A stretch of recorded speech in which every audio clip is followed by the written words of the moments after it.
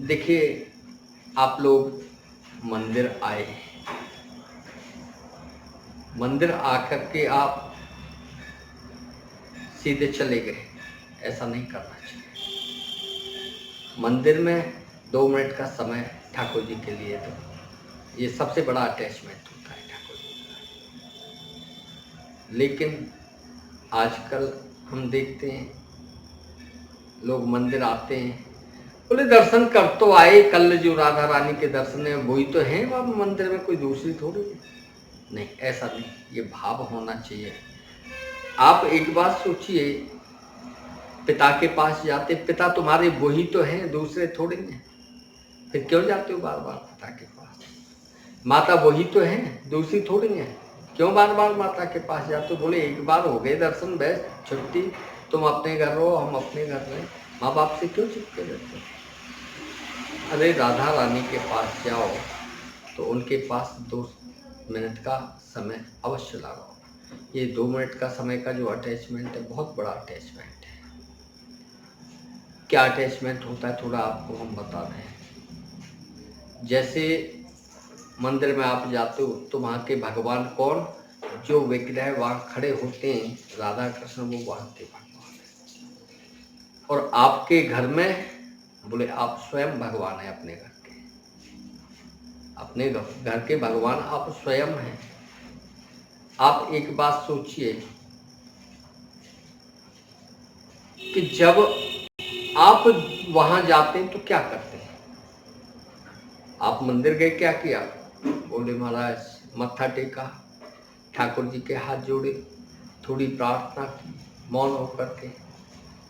तो एक बात सोचिए, यही कार्य अगर एक अनजान व्यक्ति आपके देहरी पे आकर के करने लगे, एक दिन करेगा, आपकी नजर नहीं पड़ा, दूसरे दिन फिर वो आ गया, लेकिन समय का विशेष ख्याल रखें। जैसे मंदिर में आरती होती है समय से, ऐसे ही आपको भी जाना है समय से, फिक्स समय पे आपको जाना है। ऐसे ही फिक्स समय पे एक अनजान व्यक्ति आपके यहाँ आ रहा है, बोले ठीक सुबह 7 बजे आपकी देरी पे आ जाता है एक व्यक्ति, तो एक ना एक दिन आपको नजर जरूर पड़ेगा।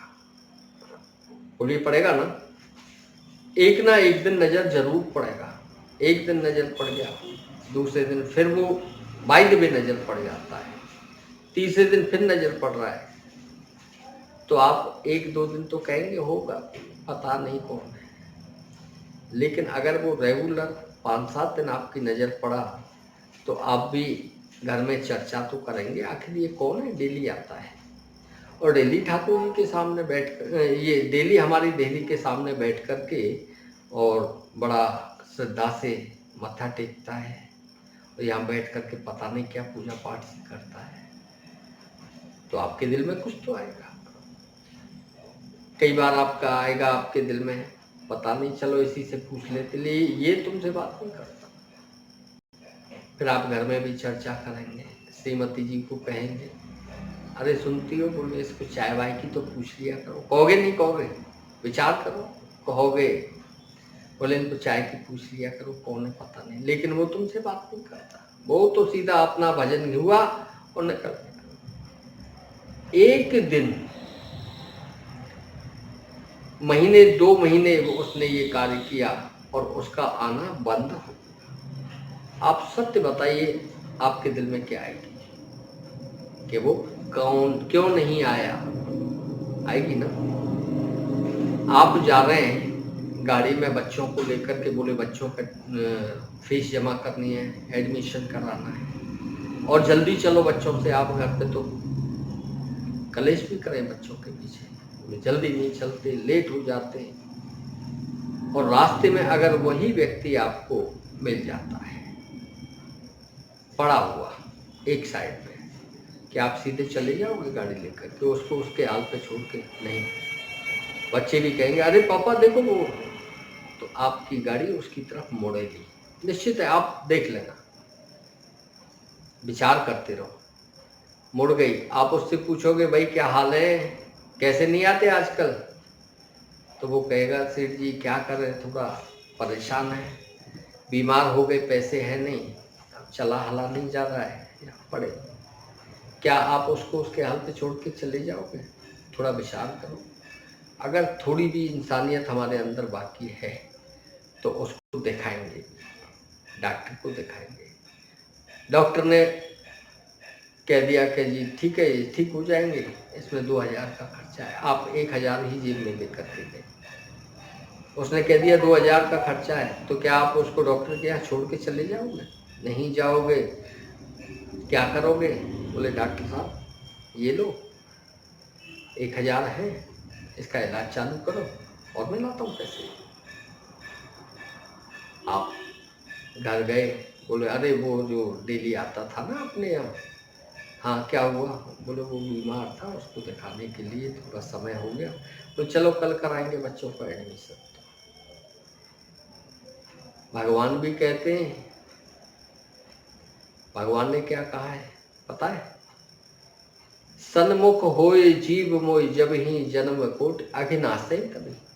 जब जीव मेरे सामने आ जाता है, उनके अनंत जन्म के उसके अपराधों को मैं क्षमा कर देता हूँ और उसको अपने गले से लगा लेता हूँ। आपके अंदर भी तो भगवान का वास है, वो आप भी कर रहे हैं।